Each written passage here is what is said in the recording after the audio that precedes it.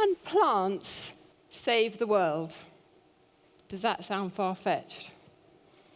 I first thought about this when I was 12. It was a rainy afternoon, and I picked up a book that will influence me for the rest of my life. It was the terrifying tale of a genetically modified plant called a triffid.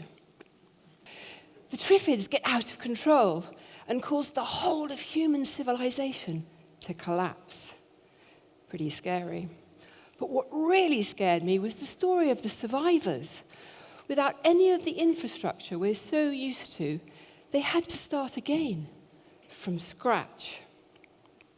I was reminded of this book New Year's morning this year, sitting on the highest temple in Tikal, Guatemala, in Central America. This is a real place where collapse actually happened. These beautiful temple tops rising through the mist and forests are all that remains of a huge city which was super sophisticated. The Mayans understood astronomy, agriculture, complex politics, and yet their beautiful city collapsed. How? Well, these words might sound familiar. Widespread deforestation and decades of drought. Now, this image makes me feel pretty small, and that book made me feel really vulnerable. At age 12, I had this urgent need to understand how things work, how to survive, how to grow food. So I got a little plot outside the science block at school. It was a tricky little corner in dry shade, and I had to work hard to find things to survive there. But I gardened it, and that little plot taught me so much. It was only later that I realized I had stumbled onto the bottom rung of Maslow's famous hierarchy of needs. Now, these layers explain our needs and also our relationship with the land. And they're never more relevant than today, when we have so many comforts, but so many worries. We're worried about the way we live, we're worried about our health, we're worried about the environment. The good news is there are 27 million gardeners in the UK alone. A third of our urban spaces are gardens. That's 5,300 square kilometres of garden land, or 3 times as big as the Greater London area. So by looking after our own spaces, we can have an impact on the environment and on our own well-being. In our own back gardens, gardeners may just be the guardians of the earth. So what can we do? Well, using these words from Desmond Tutu, we can start in our own backyards. We can look after the spaces we already have. We can plant trees to clean our cities, cool the air, and lock up carbon. We can use reclaimed materials. We can save water. We can plant for birds and pollinators.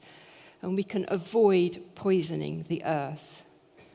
When we plant a community of layers in a garden, they look after each other. They work together so we get fewer pests and diseases. We create a stable environment, and we can afford to leave a little corner, maybe a bit messy, for our wildlife to share. We know that digging is good for our bodies. Studies have also shown that just 20 minutes outside in nature is enough to reduce the levels of the stress hormone cortisol. And putting our hands in the soil increases serotonin, which makes us feel relaxed and happier. So whether we're growing food or walking the dog, being outside is good for our bodies and good for our minds too. So what else do we need? We need safety, we need love, we need a sense of belonging. And I've put these together because it's not usually the things we buy which make us happy, but a memory or an emotion that we associate with those things. When you think back to your happiest times outside, what were you doing? What could you hear and what could you smell? And who were you with? One of my first ever memories was of sleeping in a den outside with my big sister. I was 4. I woke up in the night and all was dark and quiet and warm, and there was a heady scent of roses. I peered out of the den and there saw my grandmother, asleep on a wicker chair with a rug over her knees. She'd been beside us all night in that magical nighttime garden. And that memory of a magical, dreamlike place full of love is something I've treasured forever, and I try to recreate in my own gardens. It's become my sort of inner notion of paradise. The word paradise actually comes from paradiesa, meaning enclosed garden. And however small our own gardens are, we can recreate these moments of paradise with a window box of geraniums, or the way a wild rose frames a view, or a pot of basil by the kitchen sink that we rub between our fingers and inhale the memory of a summer's evening. So we can allow our gardens to shape our mindset. When we look after somewhere beautiful, or if we get involved in a community project, we can see that we're really making a difference, and it makes us feel good. At the East Sutton Park Young Offenders Institution, an open prison in Kent, young offenders with low self-esteem are encouraged to garden. Something as simple as raking up leaves has been shown to have huge levels of satisfaction. And in our own gardens as well, we can choose tasks to suit how we feel. Although, from personal experience, beware pruning roses in a bad mood, because you might lop off more than you meant to. And things will go wrong. Rabbits might eat your lettuces, or you might discover that you've created a fast food joint for slugs. But that's okay, that's normal, that's real. We can learn how to live with those things. And for me, understanding that that wasn't the end of the world have made me realize that I shouldn't try to be so perfect and just enjoy the journey. The top of the pyramid is self-fulfillment, authenticity, connection. And here is where our gardens can really help us to help ourselves. We're understanding much more about the fragility of our environment, and this is leading to a search for a connection with where and how we live.